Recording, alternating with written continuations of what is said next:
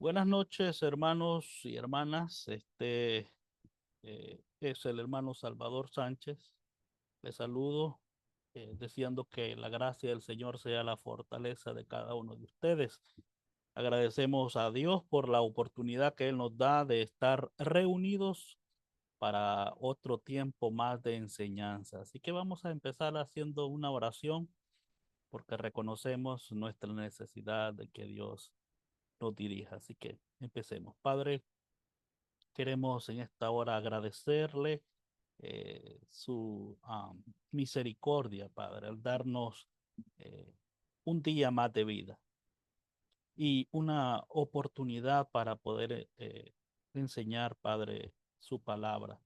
Le ruego que usted, Señor, utilice a este siervo y, y que pueda, Padre, ayudarme porque reconozco, Señor, mi humanidad, mi necesidad y dependencia de usted, y que sin usted, Señor, no sería nada, Padre. Estaría totalmente desviado. Y por eso, Padre, necesito su ayuda para hablar correctamente su palabra, para poder transmitir de una manera clara, sencilla, pero sobre todo bíblica su palabra, Padre. Le suplico, utilice a su servidor en esta hora y también ayude a mis hermanos a recibir la palabra y a comprender la palabra, a entenderla, pero más que entenderla, creerla con el objetivo de aplicarla. Gracias, Señor, en el nombre de Jesús. Amén y amén. Bueno, vamos a en esta hora, hermanos, a irnos al tema de presentaciones no claras acerca de lo que no es el evangelio, hermano, o lo que no es el requisito bíblico para la salvación. Y vamos a hablar acerca de la presentación no clara, haz la oración del pecador. Creo que esta es una de las uh, eh, presentaciones no claras muy comunes hoy en día y necesitamos, hermanos, hablar sobre esto, ¿verdad? Vamos a irnos entonces a la página 103, el punto número 11, confusión, haz la oración del pecador. ¿Ha escuchado usted esto? Cuando nos preguntan, ¿qué debo hacer para ser salvo? Y muchas veces decimos nosotros, haga la oración del pecador, ¿verdad? Eh, pero yo solamente tengo una pregunta con esta confusión. ¿Dónde está esa oración del pecador? Una vez me dijo un maestro, está detrás de los mapas. Esa es una forma de decir que no se encuentra, hermano, una oración del pecador en la Biblia, hermano, ¿verdad? Donde usted pueda repetir esa oración para ser salvo. Así que una persona es salva cuando pone su fe en Cristo y no por hacer una oración. En Hechos 16:30 al 31, el carcelero de Filipo le dijo a Pablo y a su acompañante, señores, ¿qué debo hacer para ser salvo? Ellos dijeron, oiga, cree en el Señor Jesucristo y será salvo. No le dijeron, repite después de mí esta oración, ¿verdad? Así que es importante aclarar este punto porque a veces si usted se acerca honestamente a las personas, digamos que una persona ha escuchado la exposición del Evangelio, pero después de escuchar el Evangelio, viene alguien y erróneamente le dice a la gente, mire, si quieren ser salvos, tienen que repetir la oración del pecador. Y de repente eh, pasan al frente a toda la gente que quiera hacer la oración del pecador. O como tradicionalmente se dice, aceptar a Jesús haciendo esta oración. Eh, Y después usted le pregunta a las personas que no pasaron, ¿son ustedes salvos? ¿Qué creen que les van a decir ellos? Ellos van a decir posiblemente no. Y después les pregunta a usted, ¿por qué usted no es salvo? Y ellos van a decir después, ¿sabe? Es que nosotros no pasamos al frente a hacer la oración. Entonces, en ese momento, hermano, para las personas la oración se vuelve el medio de salvación y no el mensaje del evangelio que han escuchado. Entonces, Vamos a ver que Pablo responde claramente, cree en el Señor Jesucristo. El carcelero necesitaba saber quién es Jesucristo y qué hizo Jesucristo, creer en, en quién es Cristo y la obra que Jesucristo hizo. Así que no hay ningún ejemplo en la Biblia de una persona a la que se le haya requerido orar una oración para ser salvo. Si la oración fuera requerida para la salvación, Dios nos lo habría comunicado claramente, hermano. Así que la oración es una buena obra y ya sabemos que no somos salvos por hacer obras. Tito 3:5, ¿verdad? Lo sabemos, como dice, que nos salvó no por obras de justicia, o sea, no porque yo hice una oración bonita a Dios. No, hermano. Aunque es muy bueno orar, hermano, pero no somos salvos por hacer una oración. Somos salvos por poner la fe en Jesucristo. ¿Estamos dando a entender que la oración es mala? Nunca, hermano. La Biblia insta a los creyentes a orar sin cesar, pero a los creyentes y a orar en todo tiempo. Pero la oración no es un requisito eh, para la salvación de los incrédulos. De hecho, hermanos, mucha gente no sabe ni orar. Así que la fe en el Evangelio es lo que salva, no ser guiado por alguien para orar una oración. Veamos, perdón, hermano, la siguiente presentación no clara. Esta suena muy positiva, ¿verdad?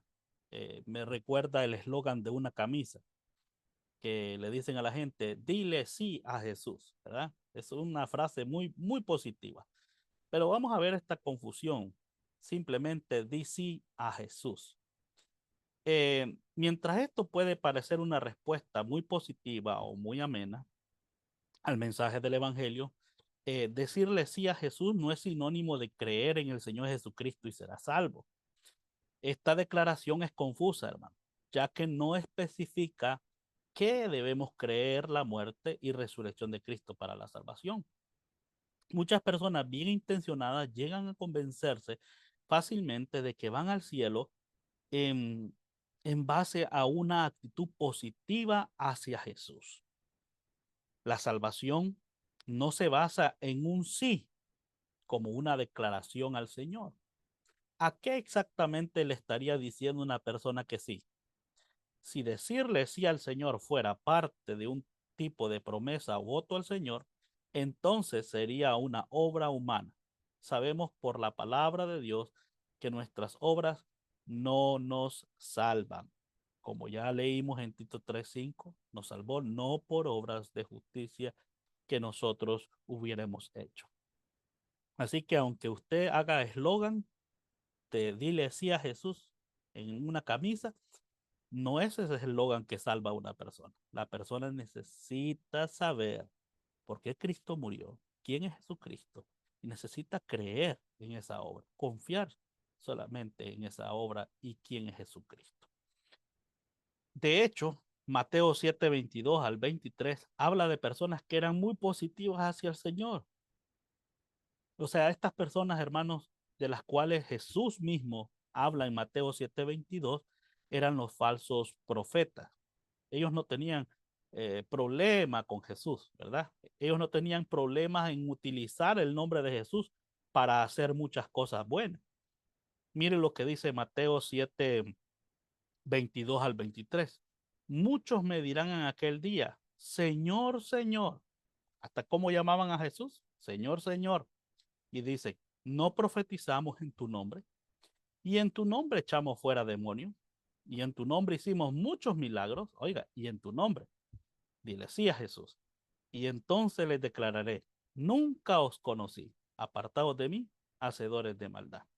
Quizás usted, si hubiera estado ahí presente, hubiera usted, hermano, visto a uno de estos hombres profetizando en el nombre de Jesús, utilizando el nombre de Jesús para profetizar, echando fuera demonios, utilizando el nombre de Jesús, haciendo milagros, utilizando el nombre de Jesús, eh, se hubiera quedado sorprendido, hermano, y usted quizás rápidamente hubiera dado un juicio y hubiera dicho, ah, estos hombres son de Dios realmente, pero Dios que conoce realmente quién cree en Él y quién no, ¿qué fue lo que Jesús les dijo a esta persona? Nunca los conocí. eran muy positivos con respecto a la persona de Jesús, pero no realmente creían en Jesús para salvación. La otra confusión, hermanos, ama a Dios, ¿verdad? Esta es otra confusión muy común hoy en día, y vamos a verla. Bueno, esta confusión enseña que puedes ganar la salvación amando a Dios y amando a tu prójimo como a ti mismo. En realidad es imposible producir este tipo de amor antes de la salvación. Y le voy a explicar por qué una persona no salva, o sea, una persona inconversa, no puede producir un amor tan perfecto como este. Y la razón es por la condición espiritual del inconverso. Vean lo que dice Efesios 2, 1 al 3. Dice, y Él os dio vida a vosotros cuando estabais muertos en vuestros delitos y pecados. O sea que la condición espiritual del incrédulo es muertos en delitos y pecados. Y alguien en esa condición no puede producir este tipo de amor, ¿verdad? Porque está muerto en delitos y pecados. Solo aquellos que ahora son salvos, que han creído en Cristo, que tienen el Espíritu de Cristo, puede el Espíritu Santo producir en ellos este amor perfecto. Ahora, dice el versículo 2 de Efesios 2, en los cuales anduviste en otro tiempo, siguiendo la corriente de este mundo, conforme al príncipe de la potestad del aire, el espíritu que ahora opera en los hijos de desobediencia, entre los cuales también todos nosotros vivimos en otro tiempo, en los deseos de nuestra carne.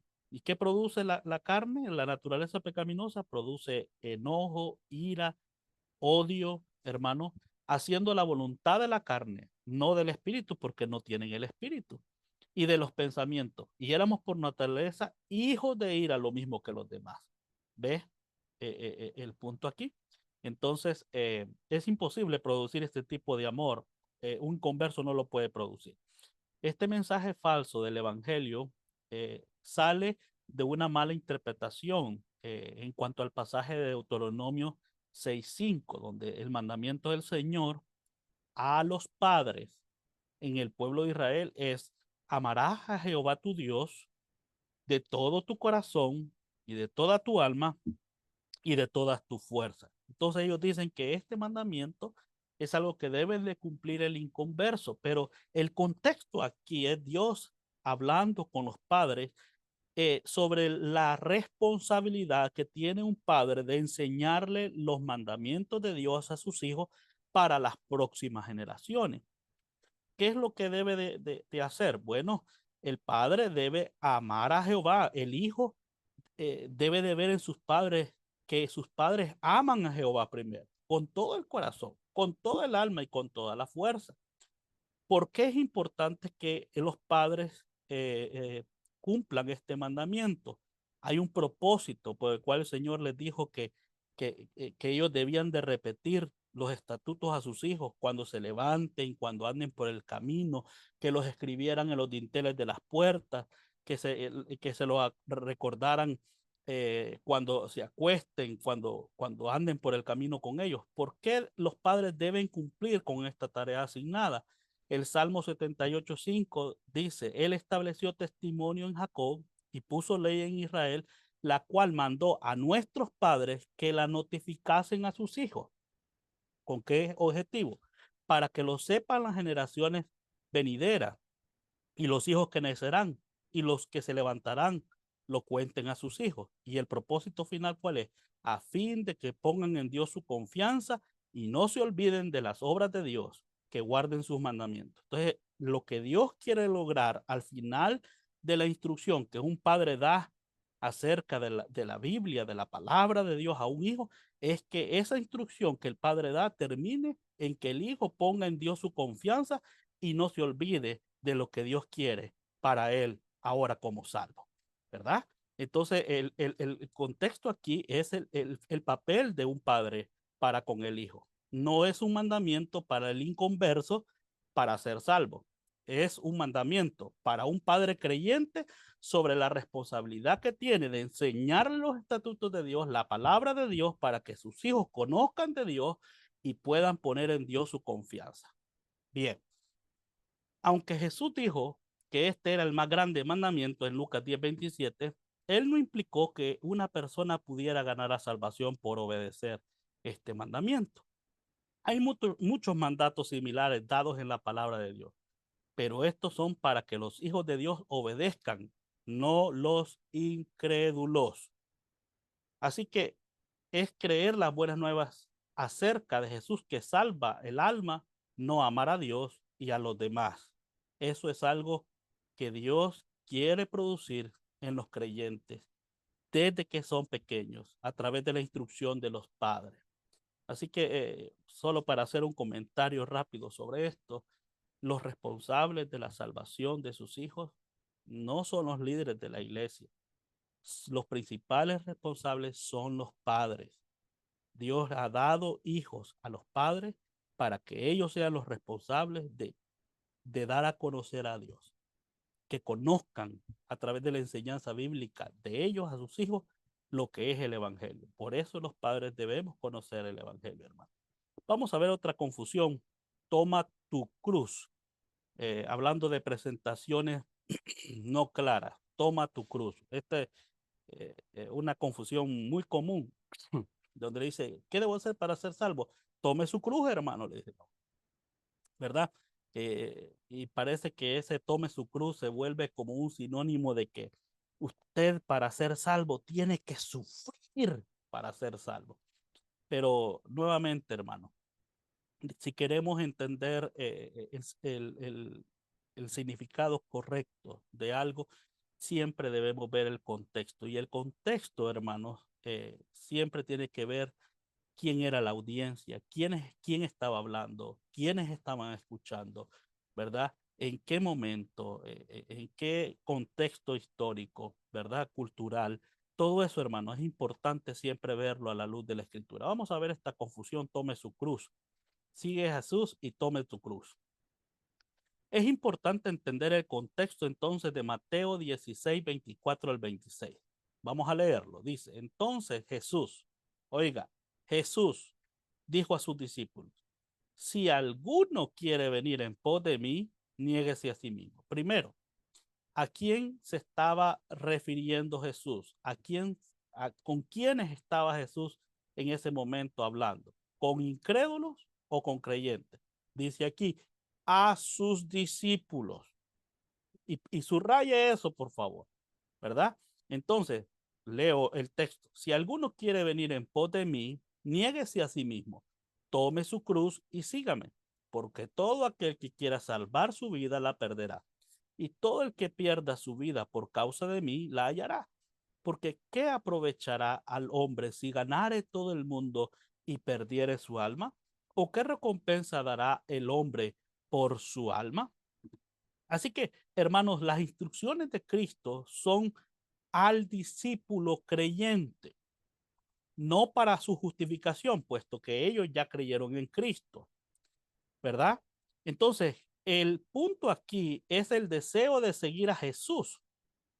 Aquí está hablando del discipulado. Si alguno quiere venir en pos de mí, dice, niéguese a sí mismo y tome su cruz.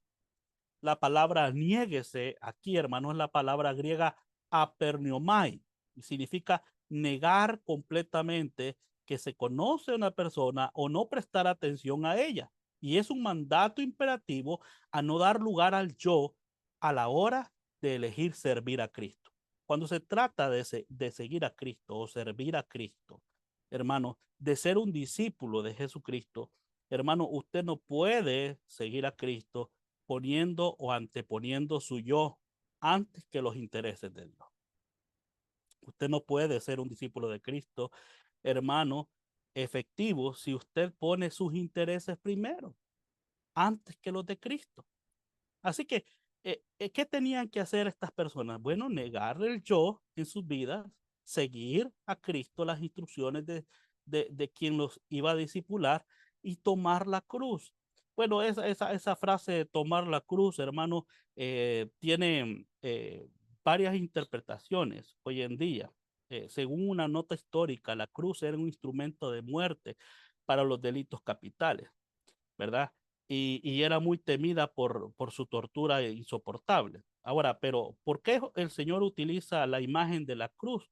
Bueno, porque si ellos tenían que negarse al yo para seguir a Jesús, debían de saber que la muerte de Cristo, hermano, a favor de ellos, ya había hecho posible que ellos fueran libres del poder del pecado.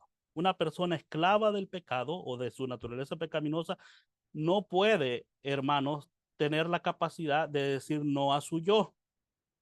Pero ahora que hemos sido libres del poder del pecado, ahora podemos nosotros, hermanos, por la obra de Cristo, por la muerte de Cristo, hermanos, somos libres para seguir a nuestro Señor, para hacer la voluntad del Señor, para ser discípulos de Jesucristo. Otros dicen que tomar la cruz aquí significa llevar el evangelio por todas partes. Ahora que usted va a ser un siervo de Cristo, que va a poner los planes de Dios antes que su yo, ahora lo que tiene que hacer es llevar por todas partes la cruz de Cristo y seguir a su maestro como discípulo de Cristo. Bien, entonces, mis amados hermanos, la clave para entender este pasaje es entender que Jesús está dirigiéndose a creyentes. Jesús dijo a sus discípulos, ya que Jesús está hablando con sus discípulos, sabemos que este pasaje tiene que ver con santificación, no justificación, en lugar de un pasaje de cómo ser salvo. Cuando Jesús habla de alguien perdiendo su vida y perdiendo su alma, él no está hablando de creyentes perdiendo sus almas en el infierno. Si eso fuera así, hermanos, contradiciría más de 166 versículos solo en el Nuevo Testamento que hablan que la salvación es por la fe, ¿verdad? Entonces, si eso fuera así, contradeciría muchos versículos sobre la naturaleza eterna de la salvación, como veremos. Jesús estaba advirtiendo entonces a los creyentes a no perder la vida abundante y volverse infructuosos en el servicio aquí en la tierra. Él estaba hablando en contra del creyente que se vende al mundo, hermano. Cuando una de las cosas que te impiden a ti ser un discípulo de Cristo, hermano, en tu vida diaria, es cuando tú no le dices no a tu yo. Porque el yo lo que quiere, hermanos, es que tú te ocupes de otras cosas, desgastes tu cuerpo, tu vida en los afanes de la vida, pero al final de nada te sirve ganar todo el mundo y no disfrutar la vida abundante en Cristo. Y así terminan muchos creyentes, hermanos. Nunca disfrutaron de la vida cristiana porque nunca disfrutaron de servir al Señor. Hermanos, ganaron todo lo que económicamente pudieron hacer, pero al final, ¿cómo terminan sus vidas, hermanos? Terminan sus vidas, hermanos, sin haber dedicado tiempo para el Señor, enfermos, amargados, hermanos, en el peor de los casos. Y eso no es la voluntad de Dios para ti que eres su hijo y que eres salvo. Él quiere que esa vida eterna que empieza desde el momento que pones su fe en Cristo, la disfrutes día con día. Pero no la puedes disfrutar si antepones tu yo antes que los propósitos y la voluntad de Dios. Así que eh, no pierda la vida abundante, hermano. No permita que su vida se vuelva infructuosa en cuanto al servicio al Señor aquí en la tierra. Si usted está con vida, aproveche cada oportunidad de servirlo. Porque si usted no la aprovecha, cuando esté postrado en una cama de hospital, va a estar diciendo, ¿cómo quisiera haber tenido tiempo para servir a mi Señor? ¿Cómo quisiera tener fuerza para servir a mi Señor? Pero si la tiene ahorita las fuerzas, hermano, dedique su vida para servir a su Salvador. Por eso Romanos 12:2 dice, no os conforméis a este siglo, sino transformaos por medio de la renovación de vuestro entendimiento para que comprobéis cuál sea la buena voluntad de Dios, agradable y perfecta. Primera de Juan 2:15 al 17 dice, no améis al mundo ni las cosas que están en el mundo. Si alguno ama al mundo, dice, el amor del Padre no está en él, Porque todo lo que hay en el mundo, los deseos de la carne, los deseos de los ojos y la vanagloria de la vida no provienen del Padre, sino del mundo. Y el mundo pasa y sus deseos, pero el que hace la voluntad de Dios permanece para siempre. Miren lo que dice, si alguno ama al mundo, el amor del Padre no está en él. Este versículo no está diciendo que esta persona no ha sido amado por el Padre. Usted como creyente, usted sabe del amor que el Padre ha tenido para con usted. El problema no es si usted sabe el amor de Cristo hacia usted. El problema es que usted no ha aprendido a amar a Cristo como debe. ¿Sabe por qué? Porque ama más el mundo y las cosas que están en él. Y por eso la vida de muchos creyentes se vuelve infructuosos en el servicio, porque no han aprendido a amar a su Salvador, así como Él los ha amado a vosotros. Esto es importante. Vamos a ver la otra confusión.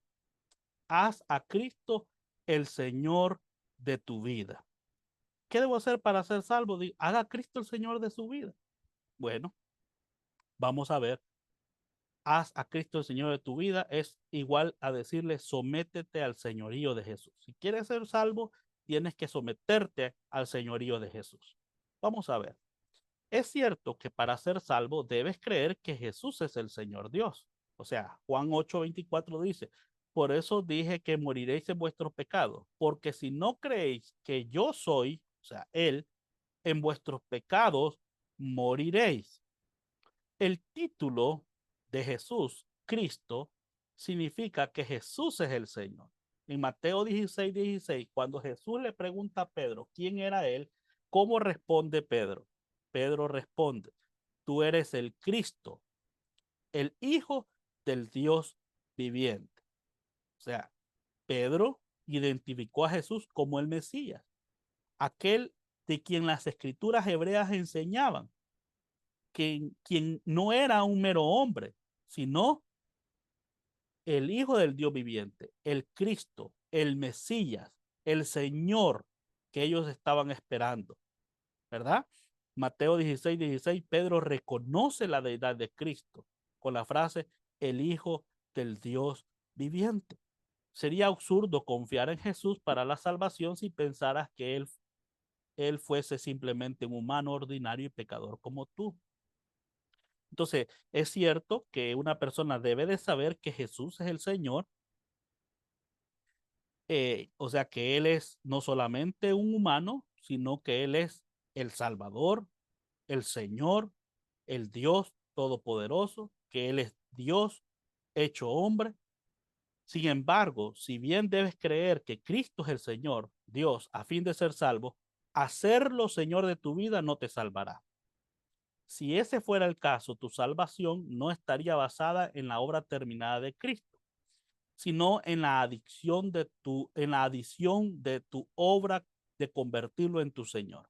La salvación estaría basada en tus frágiles esfuerzos por someterte a Él. Fíjense qué interesante es esto. Una persona debe de saber que Jesús no es solamente un hombre, sino que es Dios. Y debe de creer eso para ser salvo.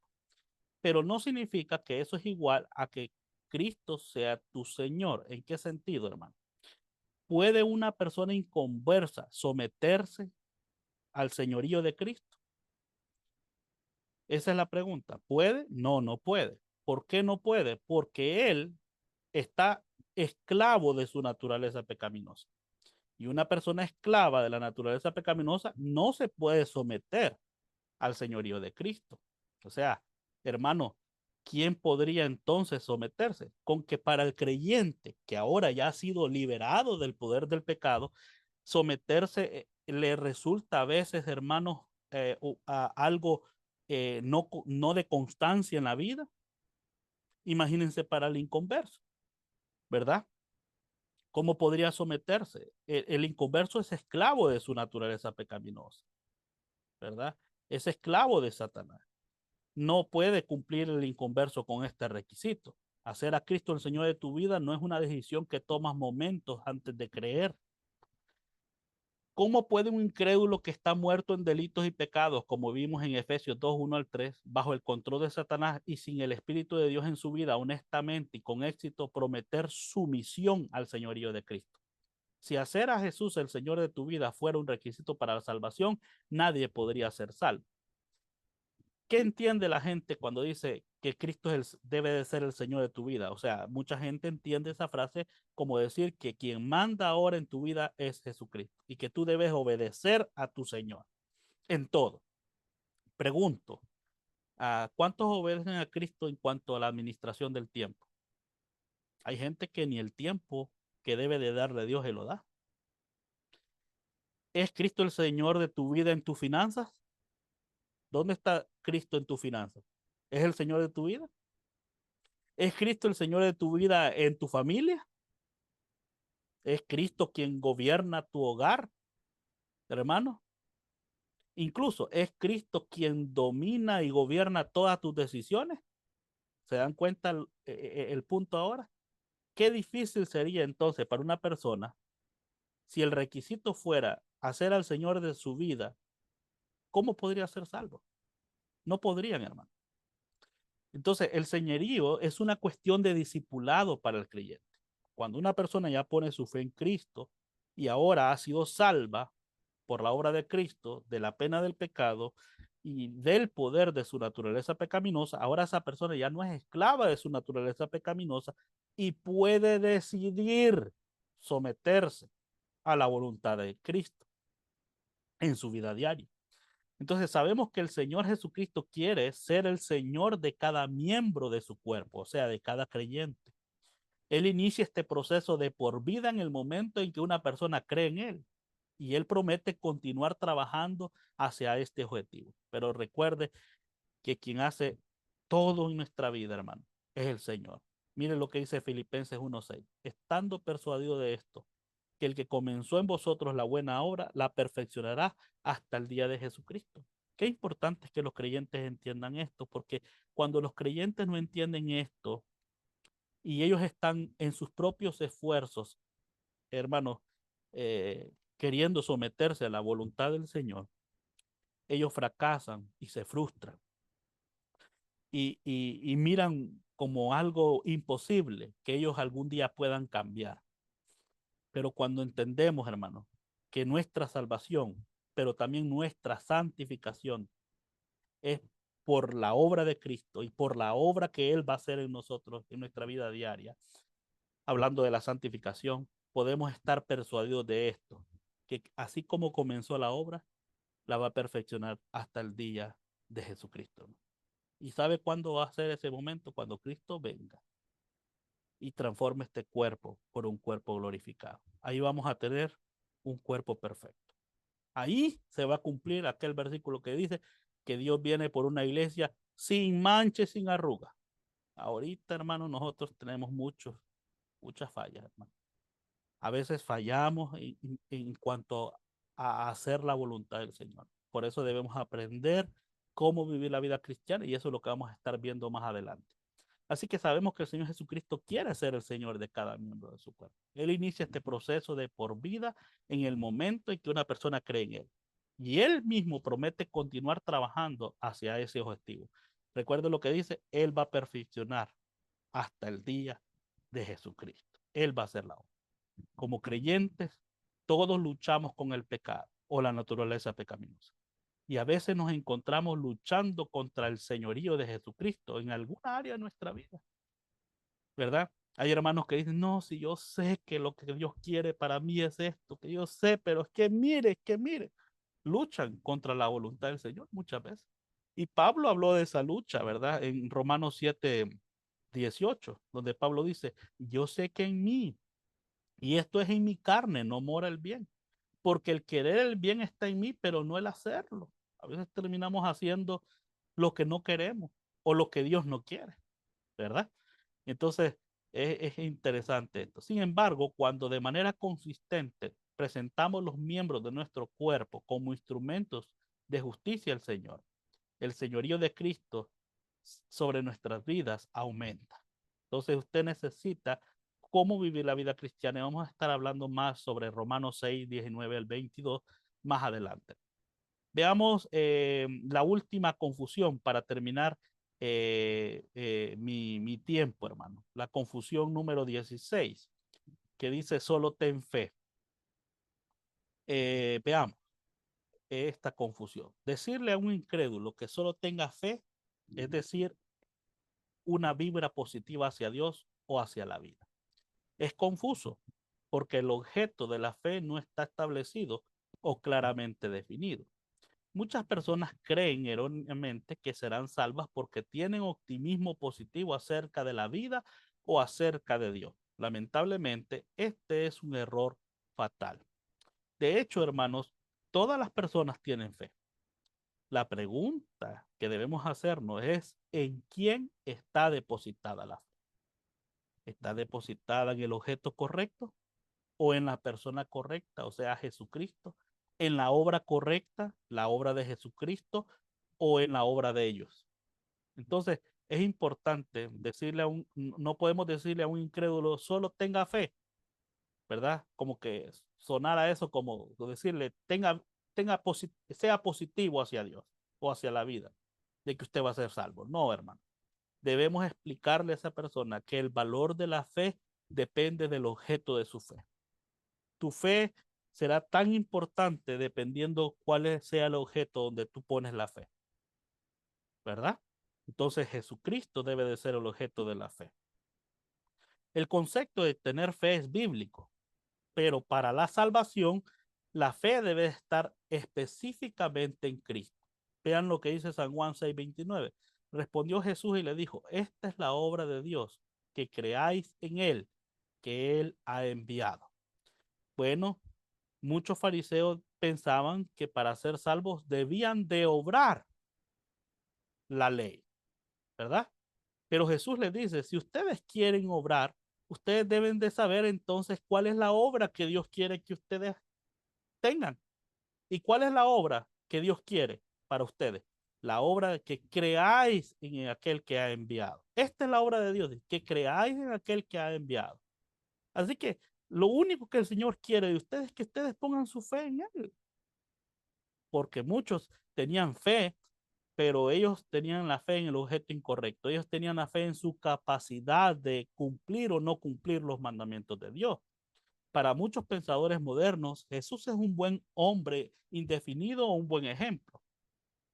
Cristo se convierte en un ideal para alcanzar a la larga por simplemente tener una buena perspectiva de la vida. Muchas de estas personas ven la fe como un tipo de karma místico o una fuerza cósmica sagrada. Debido a que las declaraciones solo ten fe o cree no describen una fe puesta en la muerte del Señor Jesucristo por nuestros pecados y su resurrección, este es un mensaje engañoso. Amén.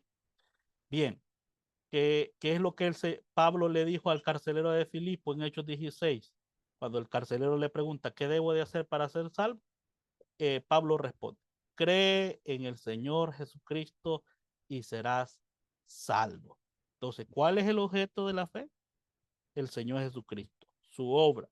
¿Quién es Jesucristo? La obra de Jesucristo. Bueno, hermanos, voy a llegar hasta ahí y nuestro hermano Carlos continuará en el siguiente tiempo, ¿verdad? De enseñanza.